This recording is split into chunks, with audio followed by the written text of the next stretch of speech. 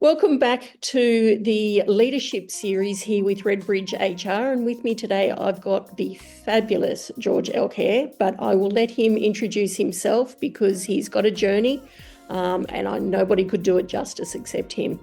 Welcome, George. Thank you, Eve, and thank you for the invitation. Love what you're doing. What a wonderful knowledge base there for potential leaders to tap into. And so thank you for the invite. Yep, I'm George Elkhair. I've had an incredible journey of experience. Pretty much started out as an accountant and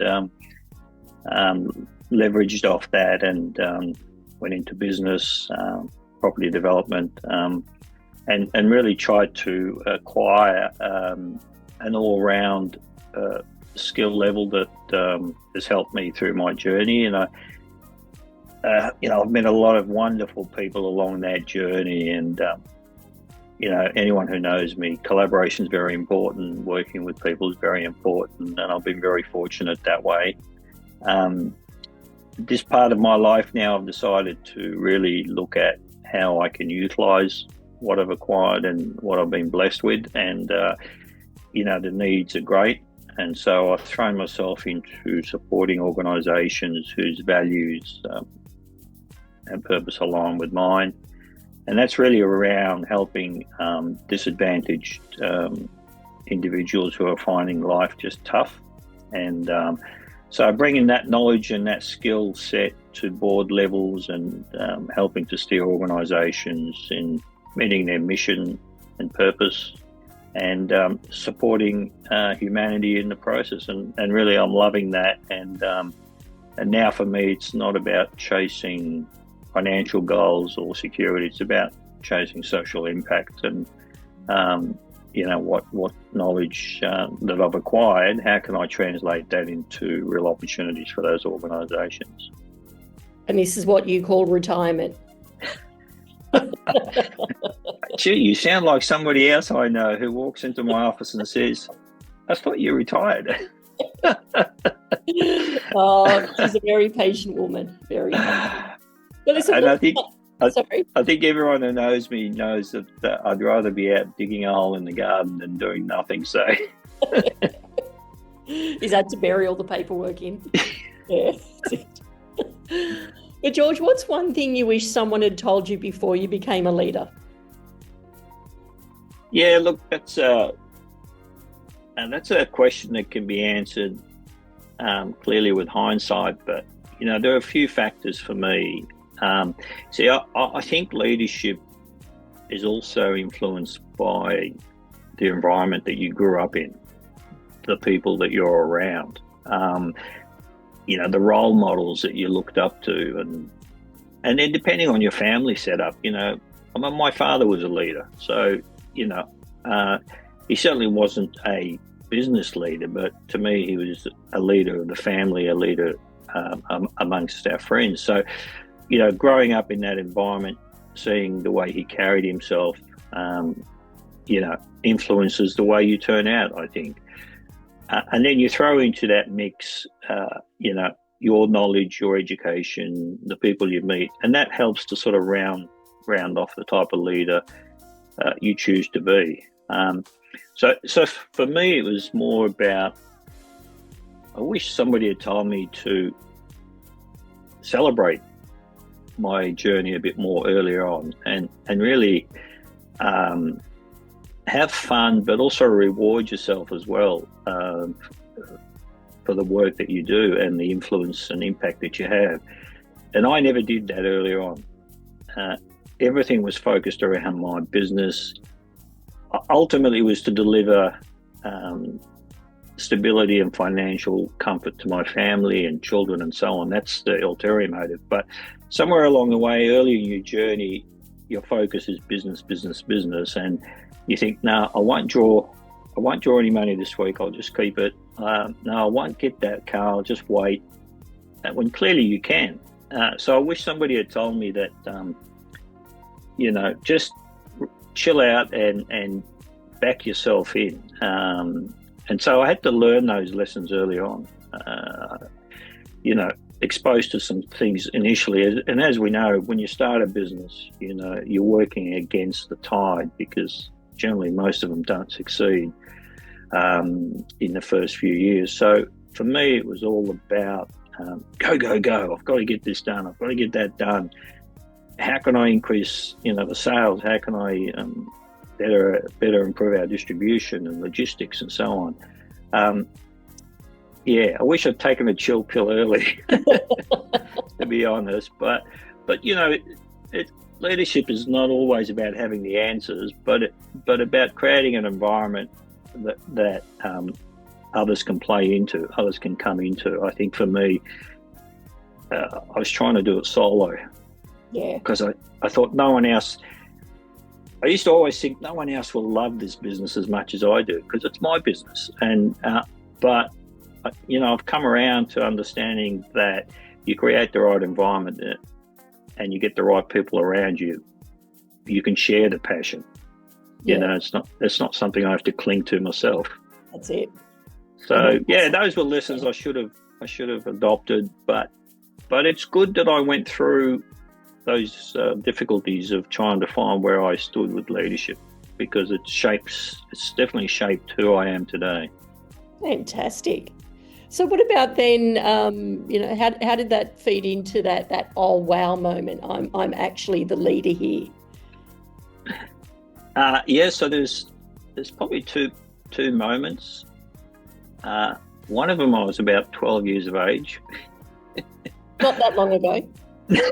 Thank you. You're very kind. You can come back anytime. Look, I was a newspaper boy outside Flinders Street Station in Melbourne. So I would leave school, get on the train at 12, mind you, pick up my bundle of papers and go out selling these newspapers. And so one day, the guy that organises the distribution tells you where to go. Here's your bundle, blah, blah, blah. Never turned up. And you had about 18, 12-year-olds standing around waiting for somebody to tell them what to do. And so I stepped in and said, look, you go there, you go there, you go there. This is your bundle. This is your bundle. And I thought, this sounds good. And then the next day, the guy didn't turn up again. So I stepped in again. And then on the third day, I went to the owner and I said, listen, I've been doing this job. How about it? You paying me the extra $1 that he was on. So he said, fine. So I became a leader of newspaper boys at the age of 12. So, and that was good pocket money. I mean, for those days, it was tax-free money in the hand. And so by the time I was 13, I was making some good money just selling newspapers, which really was a good start. But later on, the main wow moment for me was I was a partner in a business, and it was just a small ownership percentage that I had in the business. I wasn't a silent partner, but I wasn't an active partner either. And then invariably, the thing hit the fan, and there were stress points, and the business lost a bit of direction, and the guy that had the majority ownership just pulled away completely and wanted to shut it down. And so I took the calculated gamble of stepping in and saying, I will now manage this and I will turn it around. And we ended up ultimately buying him out and rebuilding that business completely. But it needed somebody to step in. The idea that you can just shut down a long-standing business with immaculate record in terms of community acceptance and so forth, and then the impact on the people that were working there as well, and your suppliers and your bankers and so on. There was just so much riding on it. So I gave away my day job and jumped in to become a business owner at a very young age, and but ultimately that business became a success, and then we were able to sell it, and so really that's really when I first thought, you know what, I might be okay at this. Yeah, and so that's one of those moments where your sort of leadership is thrust on you, really. I mean, I was happy doing what I was doing, and it got me thinking, Eve, around how many other diamonds are in your organisations that you haven't bothered to polish. You know, they're still looking rough, they're still looking muddied and dirty, as diamonds tend to when they pull them out of the ground. So, you know, from that moment on, I thought, I've got to get the best people around me. I've got to tap into the best skill base. I need help. I don't have all the answers, and I've got to get the right team of people around me. And I think, I really do believe we're only as good as the people we're with, you know, and ultimately you choose to be where you want to be. So today, where you are is exactly where you want to be, because if you didn't want to be there, you wouldn't be there. So, that's those were turning moments in my journey, I think. Fantastic. Oh, George, this is an absolute gift. What's one mistake you made early on, do you think, that's turned into a gift? Look, I think being a minority partner in a business, that was a mistake. I think, you know, it's nice to trust people, but I think depending on your character and personality, I knew from that moment I'd never be another minority partner. And I think, so I've worked really hard at making sure that I keep an eye on things, but not keep an eye on it in a micro-controlling way. But if I'm going to invest in a business, if I'm going to invest in an opportunity, I need to be part of that driver's seat. Not necessarily the driver, but the front seat passenger at least. Have a good view. What's that? You want to have a good view. Yes, you want to see what's coming up before it hits you. So, you know, for me, it was always around just making sure that I was in the driver's seat and understanding where the business was going. And I think I made sure I never repeated that, because the other mistake I made along the way was I didn't follow my gut instinct.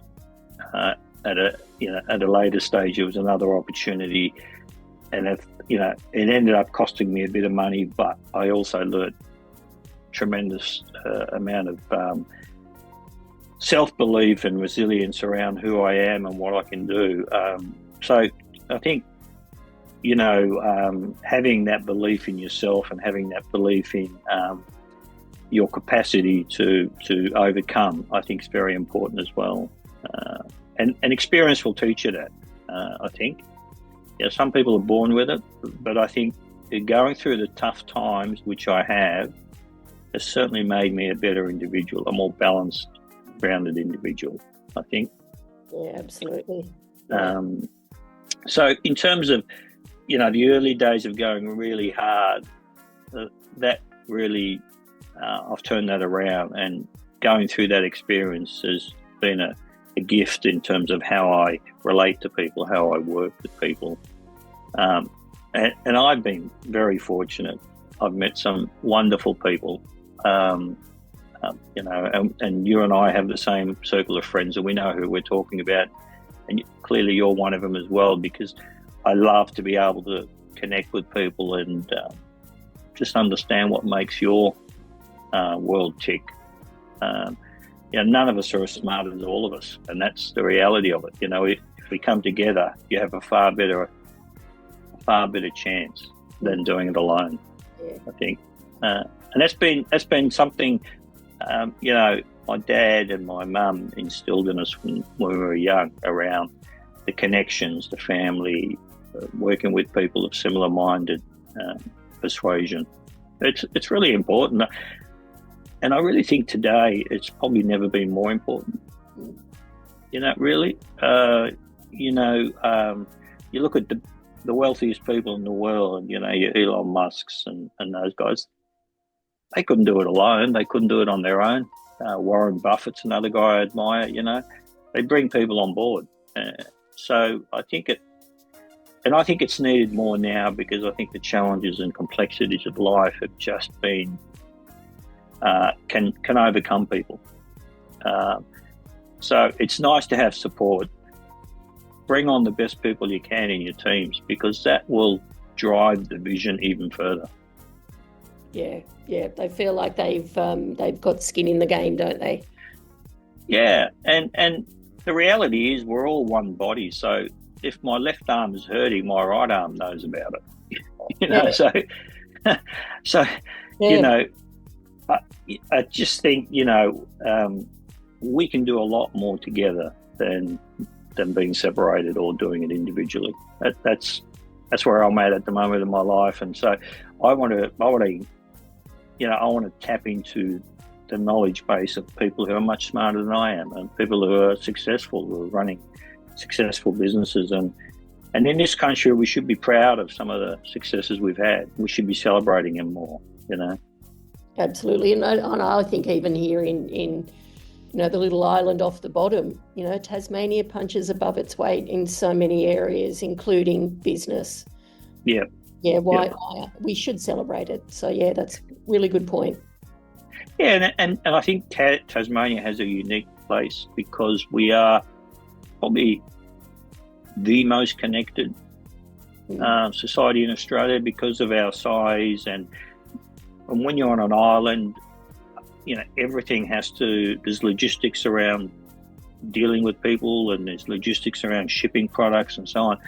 And it's invariably, some of the connections I've got and have had in business are built off a handshake, and people that know me, I use the same lawyers that I've used for 40 years. I use the same bank that I've had for 30, because you develop.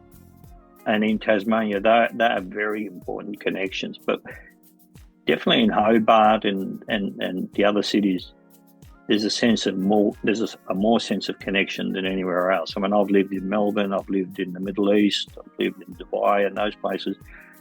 It's go, cutthroat, But here we want to get ahead, but we want to do it together, and that's important. That's it. Yeah. You're saying we can't do it on our own. No. Yeah. No, we can't. And so there are lessons, for us in business that, and for governments as well, that everyone needs to come on board. And I know through the work I'm doing now with the charities and non-for-profits, I'm actually seeing the face of people who don't have a voice. And so we want to be the voice for them, because we want everyone to come on the journey.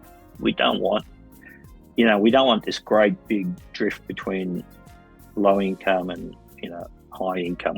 We want more middle income people. We want more people to enjoy the success of hard work. Some of the things you read about, there's people now retiring with mortgages. There's people retiring where their superannuation balance won't be enough to pay the mortgage. So there are a lot of issues, and so we just got to look after each other, I think. Absolutely, we do. Yeah. George, thank you so much. This has been so much fun. I enjoy spending any time with you. I'll take whatever you get. Thank you. Yes, and thank you so much. I've been really looking forward to this all week. I have, and thank you so much for the opportunity, and keep doing what you're doing. I went over some of the podcasts that you've already uploaded with some really, really nice people, really intelligent people, and I just say to people, reach out to these sort of things that you're putting out there, because, when I was growing up, I wish, you're lucky to find a computer on a desk when I was growing up. So there's ample resources there for people in business, for people in executive positions to tap into, and yours is clearly one of them as well. So thank you so much, Eve. Oh, thanks, George. I appreciate that. It's my pleasure. All right, well, look after yourself. Yeah, you too. Take care. Okay, bye.